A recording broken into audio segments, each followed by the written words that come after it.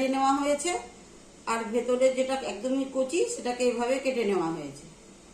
এখন এটাকে আমি এই প্রেসার কুকারে দিয়ে, যেমন প্রেসার কুকারে একটু জল দিয়ে দিলাম, আর সামান্য এর মধ্যে একটু জলের মধ্যে হলুদ দিয়ে দিলাম, লবণ কিছুটা দিয়ে দিলাম, এটা এর মধ্যে দিয়ে দেবো, তাহলে সেদ্ধ করলে কালো হবে না। তারপরে এটা ভালো করে যখন সেদ্ধ হয়ে যাবে, ঠান্ডা করে তারপরে আমি এটাকে বের করব।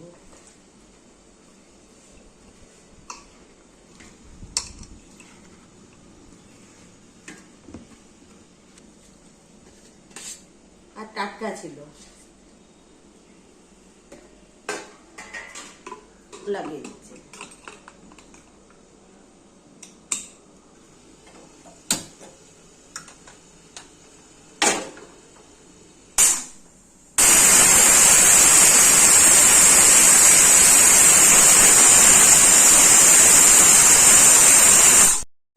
হ্যালো বন্ধুরা, এখন আমি প্রেসার কুকারটা খুলে দেখাচ্ছি।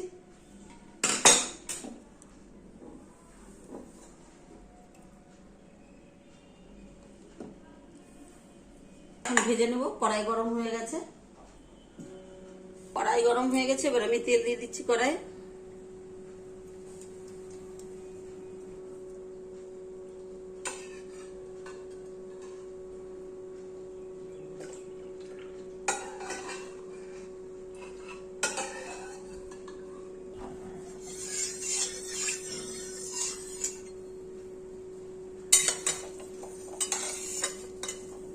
তেল গরম হয়ে গেছে, এখন আলুগুলো ছেড়ে দিচ্ছি। মোচার আলু তো একটু ভালো করে ভাজতে লাগবে।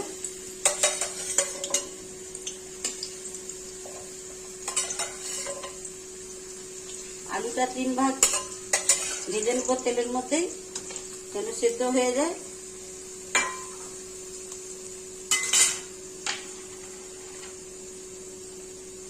সামান্য একটু হলুদ দিয়ে দিচ্ছি, সামান্য একটু লবণ।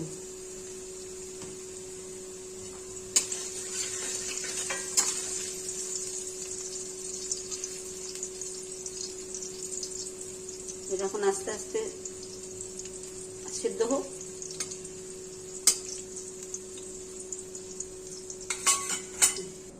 ঠান্ডা ভালো করে না হলে চটকানো যাবে না, এই জন্য মেলে দিচ্ছি যে যেন একটু ঠান্ডা হয়। ঠান্ডা না হলে পরে চটকাতেও পারবো না, হাতের মধ্যে জ্বালা পোড়া করবে।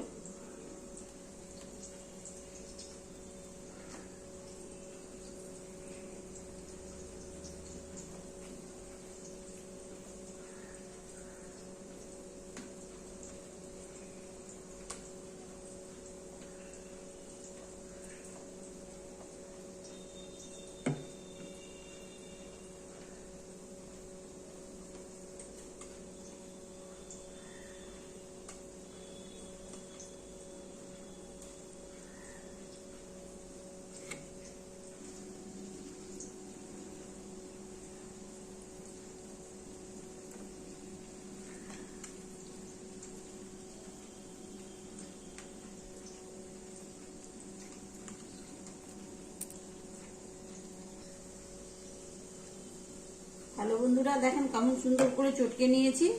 এইভাবে চটকে নেবেন, যদিও কুচি কুচি করে না কাটার সময় থাকে তাহলে এভাবেই চটকে নেবেন। খুব বেশি সেদ্ধ করবেন না, নাহলে টেস্ট নষ্ট হয়ে যাবে। একটু চটকাতে আপনার কষ্ট হবে, কিন্তু সেটা হোক, খেতে গেলে পরে তো একটু কষ্ট করতেই হবে। দেখেন সুন্দর করে চটকে নিয়েছি, আর চটকাতে লাগবে না। যে জলটা ছিল সেই জলটা আমি ফেলে দেবো।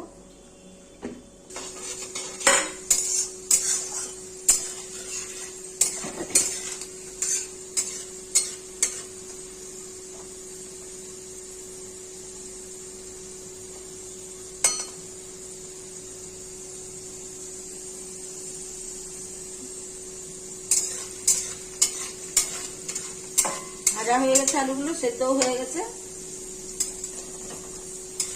এবার তুলে নিচ্ছি।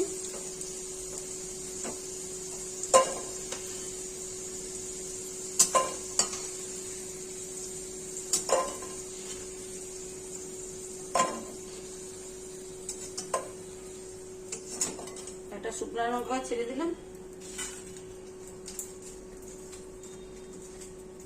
তেজপাতা,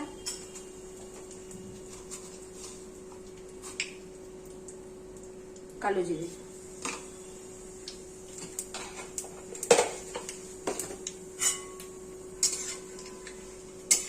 গরম মশলাটা নামাবার সময়, গরম মশলা নামাবার সময় দেব পেশা, এটা না যে ফোড়ন দিয়ে তারপরে দেবো, সেটা দেবো না।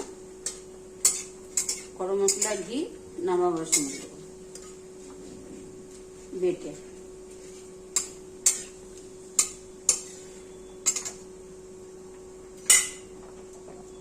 এর মধ্যে বেটে নিয়েছি আদা বাটা, জিরে বাটা, লঙ্কা বাটা আর ধনে, অল্প ধনে দিয়েছি। এখন আমি মশলাটা এর মধ্যে ছেড়ে দিচ্ছি।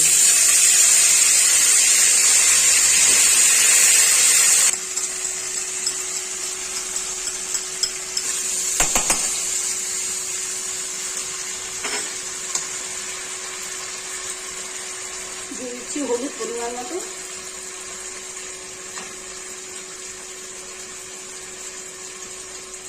স্বাদ মতো লবণ দিচ্ছি, লাগলে আবার পরে দেওয়া যাবে। এই মশলাটা বাটা মশলা একটু আস্তে আস্তে ভাজতে লাগবে, নাহলে কাঁচা কাঁচা গন্ধ করবে। এটা তো গুঁড়ো মশলা না, গুঁড়ো মশলাতে অত সময় লাগে না, কিন্তু পেঁচা মশলাটার মধ্যে একটু সময় লাগে, কারণ সবই কাঁচা, জিরা কাঁচা, ধনেটাও কাঁচা।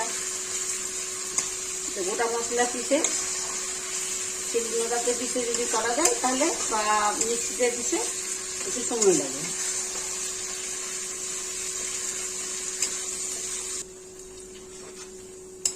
যে তেল ছেড়ে দিয়েছে, এবার আমি আলুগুলো ছেড়ে দিচ্ছি। আলুগুলো ভালো করে কষে নেব।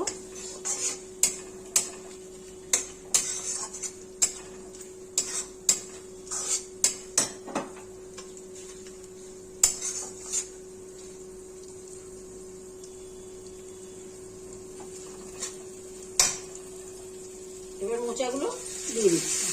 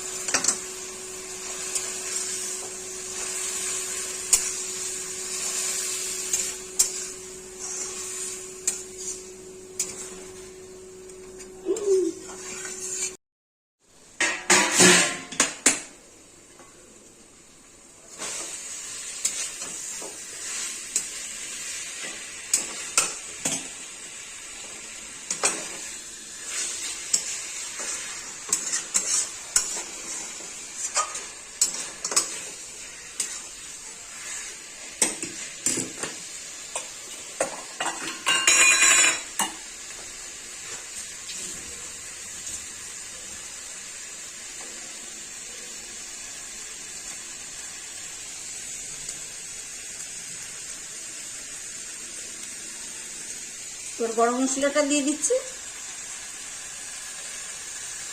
গরম মশলা ধোয়া জলটুকুনি দিয়ে দিলাম।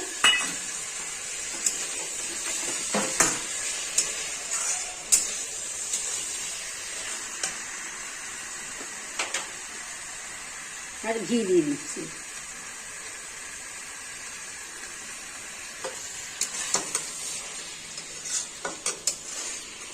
দেখতেই পাচ্ছেন কেমন সুন্দর হয়েছে রান্নাটা। অবশ্য আমি নিজে রান্না করে আর ভালো মন্দ আর কি বলবো, আপনারা দেখলেই বুঝতে পারছেন ভালো হয়েছে কি খারাপ হয়েছে।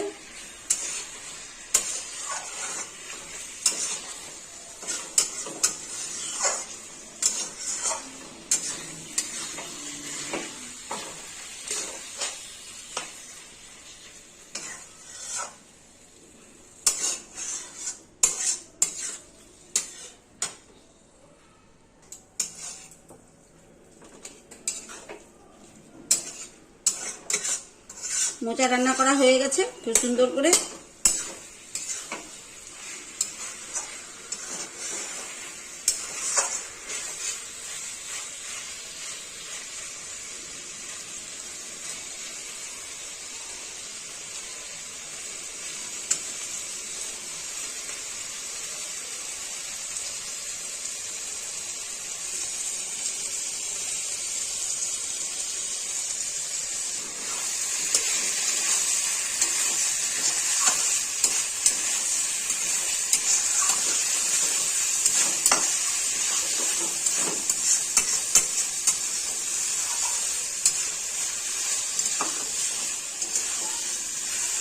এবার নামিয়ে